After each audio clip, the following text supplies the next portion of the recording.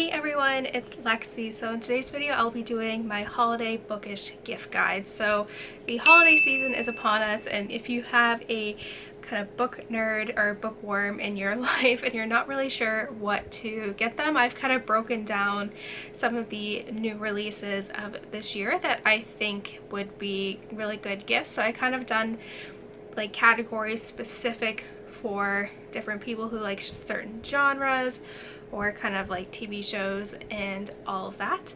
So I'll have everything also listed down below if you're curious as well for the books that I do talk about.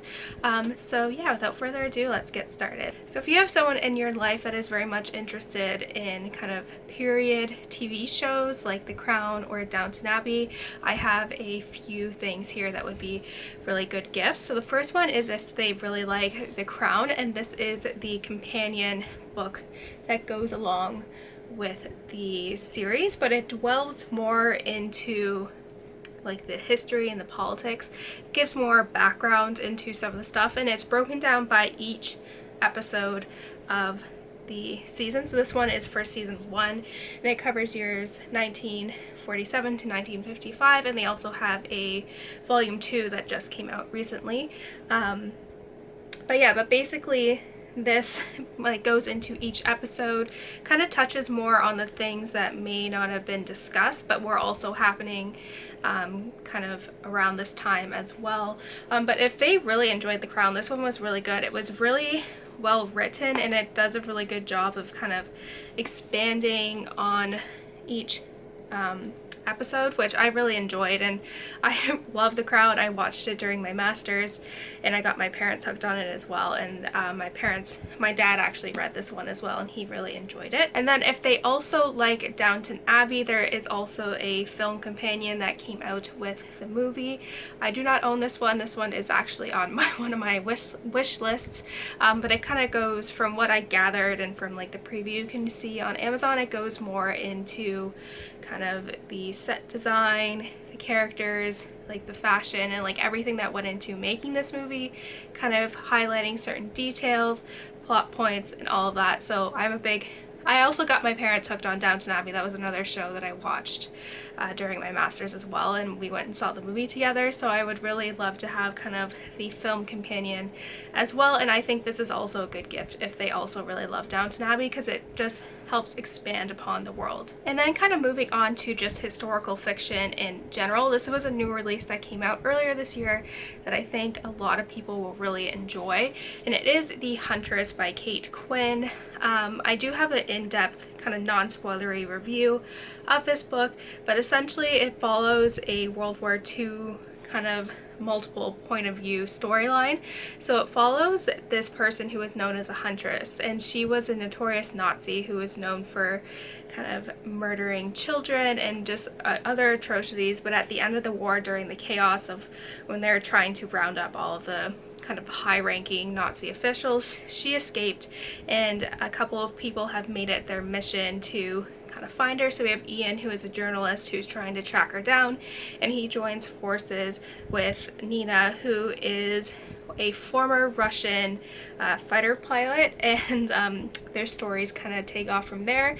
But then we also follow Jordan in Boston. So it kind of takes place all over, and Jordan is in Boston, and her father is marrying someone that there's something off about her, and all their kind of stories and past very much intertwined. But I think if you have a person who really loves historical fiction, specifically that is kind of more so like centered around World War II, I think they will really like this.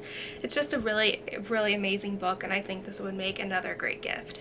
So moving on to fantasy, this is one that I actually got for Christmas last year, and it was very much outside of my kind of reading comfort zone, but it was one that I was pleasantly surprised with, and it was the Year One Trilogy by Nora Roberts. I think when this video goes up, actually all of the books in the trilogy will be out. The first 2 are currently out, and then when I'm filming this, third and final book comes out towards the end of November, so this is a book that they can kind of just like this is a series that they can kind of marathon through. But essentially, if you're familiar with the Nora Roberts system, if they do like Nora Roberts books, this one is kind of based around her magic system, and it ties in with like the magic that's in like the Cousins O'Dyer trilogy, the Blood of Seven, I think that's what it is. So it kind of, or the Pagan Stone trilogy as well. So it kind of ties in with there, but basically there is this kind of outbreak that kills 2/3 of the population within a week, and those who are immune to this mysterious kind of illness are those who have magic in them. And then you can see how that can cause a lot of problems and kind of anarchy. So that's kind of where this one is kind of generally placed, but I think for this one, like I said, I didn't really know what to expect going into it, and I loved it. The first one was good, but the second one was amazing, so I can't wait to pick up the third one. But if you're looking for something and someone who's read Nora Roberts books, I think they'll be actually pleasantly surprised by this one, because I was blown away. For someone who likes contemporary, I think this is, and just this author in general, I think would make a really good kind of gift, just any of her books really. And it is Kristen Hanna in particular, The Great Alone. This one came out I think at least over a year ago, but the price, it was very expensive when it first came out, and the price has dropped significantly. I think there's also the paperback version of this one out as well.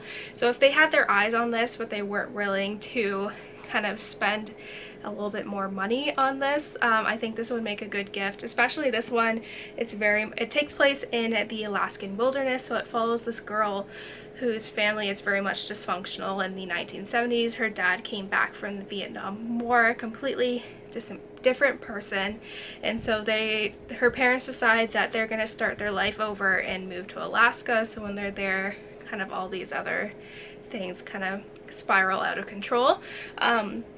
But this one is so atmospheric, and it does like I could totally see myself in this wilderness, like just have a totally amazing picture in my mind of what like this world looked like. So I really enjoyed that, and it was so good. It does deal with a lot of dark subject matter, but I think it was done in a very good way. But yeah, I think just this author in general, if they do like contemporaries, like this is an author you can't really go wrong with. So if you have someone who really loves kind of crime, murder, mystery series, I have two here for you that I think would be really good. For me, these have been the standout for this year. The first one being the Erica Foster series by Robert Bryzenda, and this follows a detective named Erica Foster, who is a detective in London, and she has her different cases and all that. So I think there's maybe 6 or 7 books out currently, so this is one that they can kind of read if they like this one. But what I really like about these books that very much make it stand out from the other crime series is that it's very fast-paced. The chapters are very short, and it keeps the reading going and going and going. So if they want something a little different, I highly recommend this series. It is so good. Like I said, totally fast-paced. It's totally different than what you're kind of used to with the standard murder series. So this one is really good as well. And then another series that I think is also unique is the Sydney Parnell series by Barbara Nicholas, and this follows a girl named Sydney who is a ex-Marine who is now working as a kind of like security cop for the railroad stations, and she has her canine companion or sidekick named Clyde, and they kind of stumble upon mysteries and kind of crimes and all that. But what I really like about this one is that it tackles subjects that aren't really talked about in terms of PTSD, how there aren't a lot of resources for people who come back from war, and a lot of Sydney throughout the 3 books that are out in this series very much delve into that, and her ghosts and her demons, and how she's still struggling with what she saw and experienced in there. So this is a really good series as well, that it isn't as widely known as some of the more popular ones, but this one, like I said, was really good. So both of these actually are really good, so maybe even both. So if you have someone in your life that is really into like psychological thrillers, I highly recommend getting them Pretty Girls by Karen Slaughter. This is a book that was actually one of my book club picks for this year, and oh my goodness, this was my first Karen Slaughter book, but oh my goodness, this one is such like, it's very intense, it's very gory, it's very dark, but basically it follows these two sisters that had a falling out after their sister was kidnapped over 20 years ago and was never found, and they, due to recent events, they kind of have to work together, and that like a series of events happen, and when one of the sisters' husbands is murdered, they kind of have to go together, and like this somehow has a connection with her sister's disappearance from many years ago. But this one, like I said, was totally like a psychological thriller. You're very much, the author very much toys with like your thinking and giving you false leads, and you're very much figuring this out with the characters, and the ending in here is very, like I said, very gory and pretty crazy. So if you have someone in your life that likes those types of dark twisty books, then I highly recommend Pretty Girls. So if you have someone who is a Potterhead and just loves all thing Harry Potter, I think this is a good gift that you can definitely kind of use throughout the years, and it is the illustrated editions of the Harry Potter books. So far, like this is the newest one, The Goblet of Fire, just came out this year, so I think this would be a good gift to kind of do down the road. It can be like a little tradition one, so you can give them the first one this year, the second one next year, and so on and so forth. And I think this would, like any Harry Potter fan would definitely appreciate these. The illustrations in here are just gorgeous. I think now that because these books are a little bit bigger, they're on a 2-year cycle with them being released. The first 3 were every year, so it is like if you start now, I think you'll be able to kind of keep up with the new books coming out. But definitely this is something that I think a lot of people will really enjoy and appreciate. If you have someone in your life that is very much into like action movies or like spy movies, I think this one would be perfect. And it is The Eighth Sister by Robert Dugoni. This is a book actually that I read earlier, like a couple weeks ago, and I was pleasantly surprised by it. I'm not very much into kind of action movies or anything like that, but this one took me by surprise, and it was just very well done. So basically the premise of this story is it follows a man who is a former CIA agent, and he retired from the agency 40 years ago, never looked back, and he's running his own company, but he's having some financial problems. One of his clients is not paying him, so he's very much struggling to make ends meet, until he's approached by his former CIA operative, who asks him if he would like to go undercover in Russia to find the Eighth Sister, which is the person that is leaking information about the 7 sisters, who were Russian natives that were spying on Russia for the US. And so he reluctantly agrees, and it kind of takes off from there.